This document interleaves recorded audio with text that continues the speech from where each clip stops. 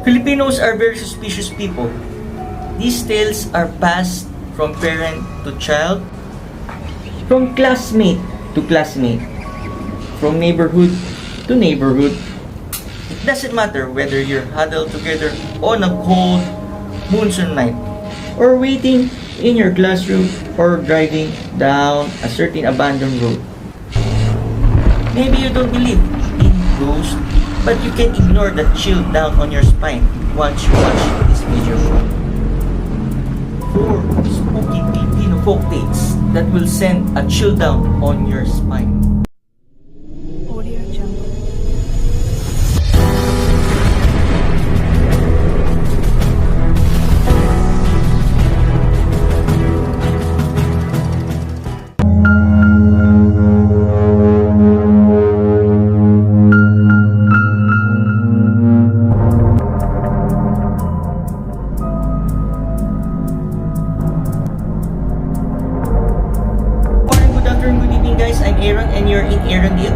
All the things that you need are in here. So make a shoutout to Jess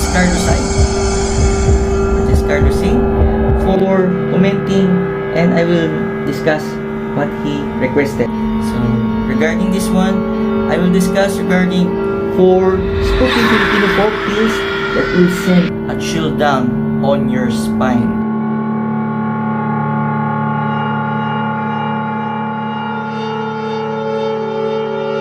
It's shoutout time!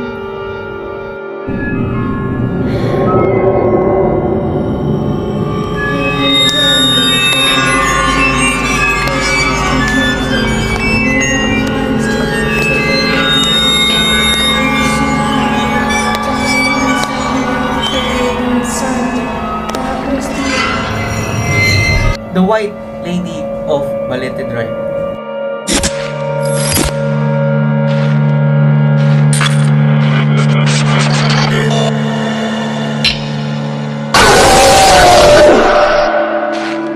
Balete Drive is a long and secluded stretch of a road located in Quezon City, Metro Manila.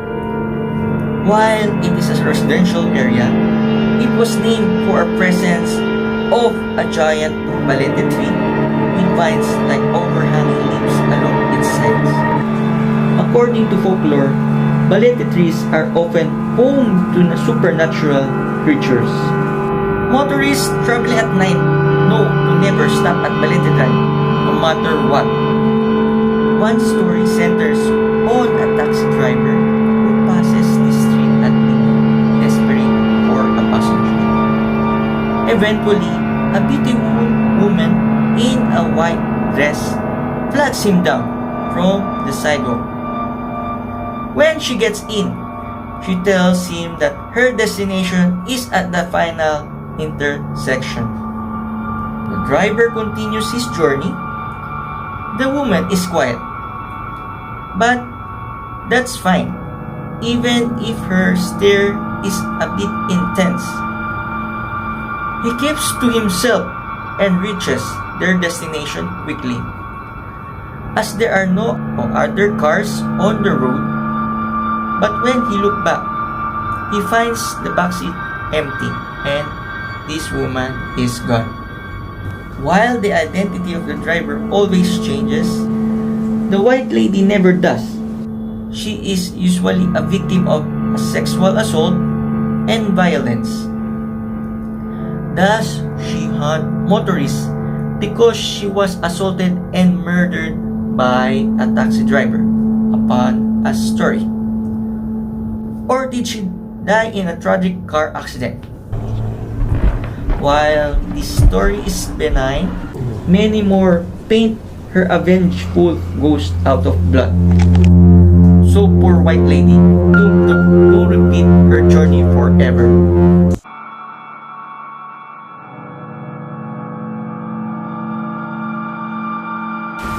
The answer in guessing game is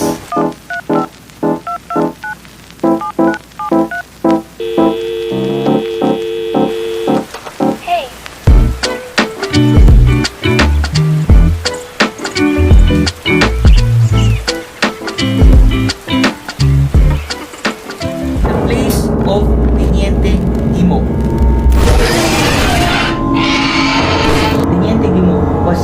the head of barangay in a tiny isolated village in Iloilo. Gimo and all his residents were called Aswang. Aswang is a Filipino shapeshifter or shapeshifters creature that resembles a normal person by the day but becomes a man-eating monster by night. The villagers would often hold fiestas to lure unsuspecting humans into their town. Due to the isolation, their guests would be forced to stay at night, and they would be cooked and eaten. Gimo's daughter hosted one such a fiesta and invited all her human friends to stay with her. All of her friends slept in her room with her that night, but one girl woke up to muffled voices discussing their plans to kidnap and eat the humans. Terrified, out of her mind, this girl switches position to mirrors Gimo's daughter and transferred her own watch onto the sleeping Aswang's wrist. Minutes later, Gimo entered the dark room and felt for his daughter's friend, only identifying her by the watch on her wrist. Him and his men accidentally took his own daughter and shoved her into a sack. After sedating her, they proceed to the kitchen to cook her, and the human girl fled the house immediately, never to return to that town again.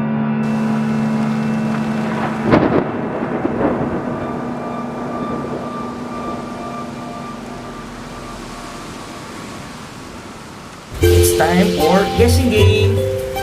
Who was the wife of Adolf Hitler? Anne Frank,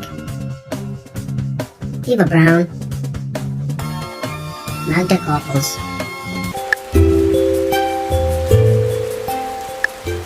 A teacher alone at a school after class hours.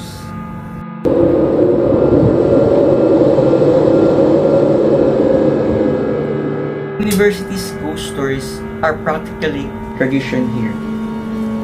Peer a love of ghost stories with a school's long and sometimes painful history. And you get some more site-specific folklore.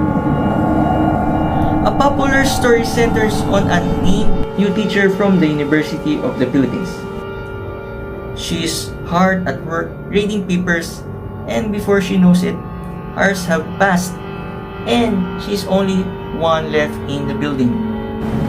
Even worse, it's monsoon season or rainy season in Philippines that time, and a harsh storm drenches everything in rain.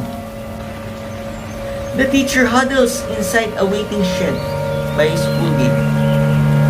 There, she asks the lone security guard for help in calling a taxi cab. The roads are deserted save for the rising flood waters. The security guard agrees to help. She asks if she can wait inside the nearest building, and while he's hesitant, he eventually gives in. But this school is old and our young teacher is only new. She barely recognizes the rooms after they're being closed down. The guard unlocks an old room, hands her the key and tells her to wait inside. Lock the door, wait inside, he says. When a taxi arrives, I'll come back for you and I'll knock 3 times and call your name. Don't open the door for anyone else, as per the security guard. The teacher laughs. What's the point in locking the door? Who else will come here? The guard insists. So she gives in, agrees, and the guard leaves after she locks the door. The teacher waits inside, slowly wiping herself and all her stuff dry after this rain. The storm raged on outside, loud against the windows. The rest of the building is quiet, as expected, until she hears it, the footsteps. The footsteps grow louder, signaling a fast approach. Eventually, they stop right in front of her door. Someone knocks 3 times. The teacher gets up, thinking it's the guard. That was fast, she's thinking, but something doesn't feel right. The shadow beneath the door stands still, unmoving. Didn't the guard say he was going to call her name too? Feeling anxious, the teacher peeks into the keyhole, but she can't see anything except pure red, as if something has covered the lock. Confused, she shrugs it off and walks back to her chair. Minutes later, another pair of footsteps approaches. This time, 3 knocks sound at the door. The guard calls her name and introduces himself. When the teacher unlocks the door, she finds him outside, telling her that he found a taxi already. They walk to the gate together. The taxi idles by the waiting shed, the only vehicle on the empty street. When the teacher hands the key back to the guard, she asks why he insisted on her locking the door. There's a ghost that roams the halls, as he explained, or the guard explained. You know, it's her because she has pure red eyes. So she's looking on the eyes on the key lock.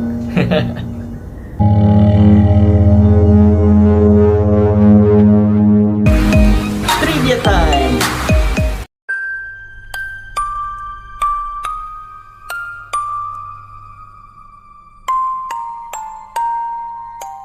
And last but not the least, the Laperal White House.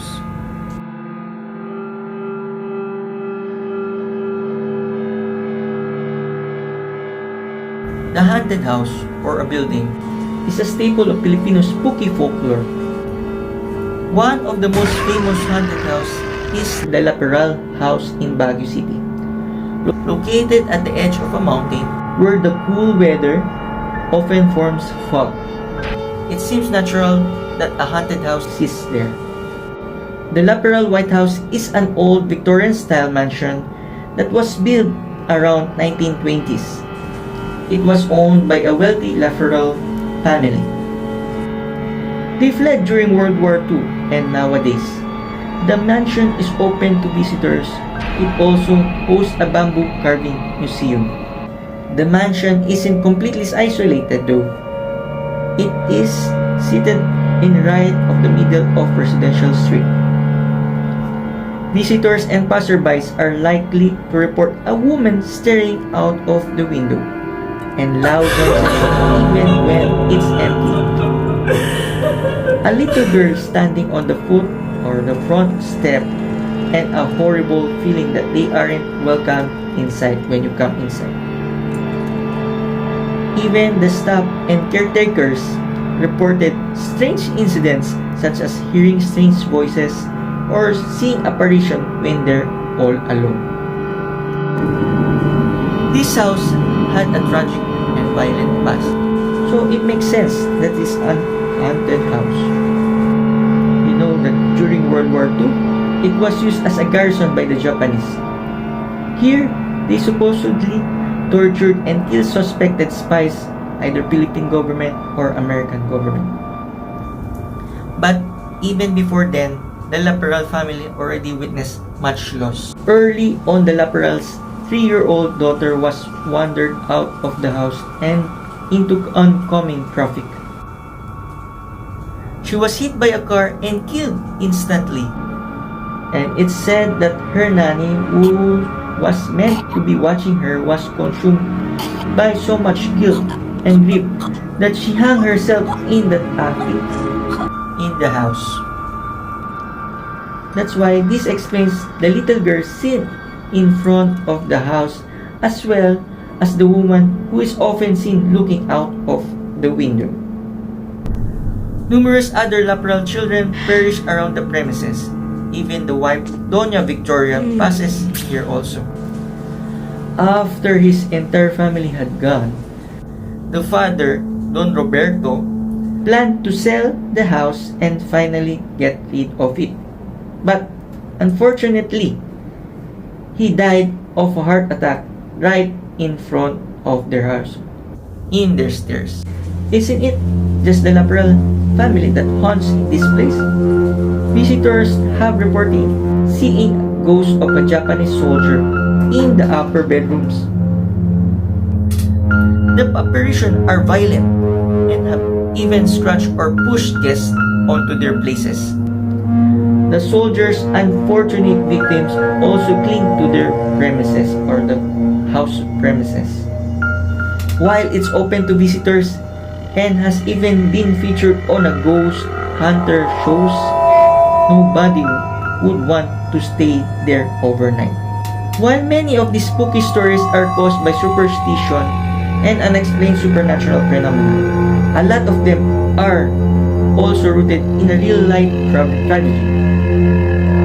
Vengeful ghosts or revenging ghosts, after all, were once wrong human beings too.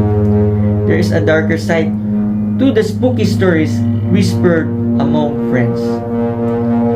In a country so full of painful history, perhaps this is the only way these sad anecdotes would leave their mark. For watching all the videos that I made and this latest video, so make sure to click the subscribe button and the bell button to update you every time I will make a vlog. So don't forget to watch my other videos so you can be entertained and be informed of all the data that I'm vlogging. Okay. See you next time. I'm Aaron and you're in Aaron DLT Info. All the things that you need are in here. See you. Bye-bye.